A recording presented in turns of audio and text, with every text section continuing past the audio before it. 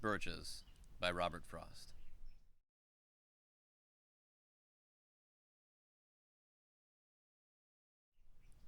When I see birches bend to left and right across the lines of straighter, darker trees, I like to think some boy's been swinging them.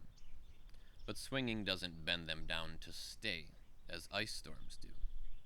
Often you must have seen them loaded with ice a sunny winter morning after a rain. They click upon themselves as the breeze rises and turn many-colored as the stir cracks and crazes their enamel. Soon the sun's warmth makes them shed crystal shells, shattering and avalanching on the snow crust, such heaps of broken glass to sweep away, you'd think the inner dome of heaven had fallen.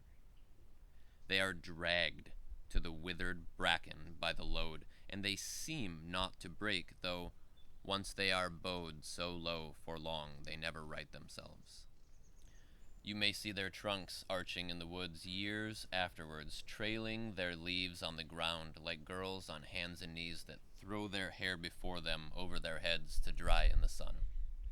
But I was going to say, when Truth broke in with all her matter-of-fact about the ice storm, I should prefer to have some boy bend them, as he went out and in to fetch the cows, some boy too far from town to learn baseball, whose only play was what he found himself, summer or winter, and could play alone.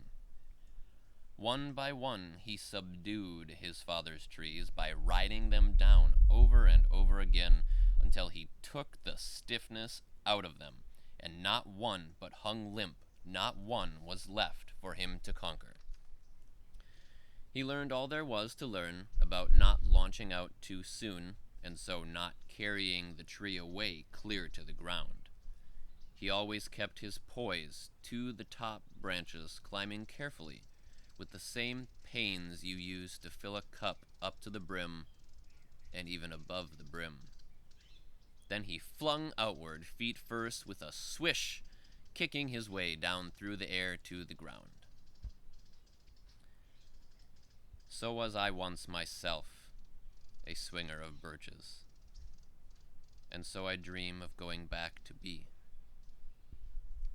It's when I'm weary of considerations, and life is too much like a pathless wood, where your face burns and tickles with the cobwebs broken across it, and one eye is weeping from a twig's having lashed across it open. I'd like to get away from earth a while, and then come back to it and begin over. May no fate willfully misunderstand me and half grant what I wish and snatch me away not to return. Earth's the right place for love. I don't know where it's likely to go better. I'd like to go by climbing a birch tree, and climb black branches up a snow-white trunk toward heaven, till the tree could bear no more, but dipped its top and set me down again. That would be good both going and coming back. One could do worse than be a swinger of birches.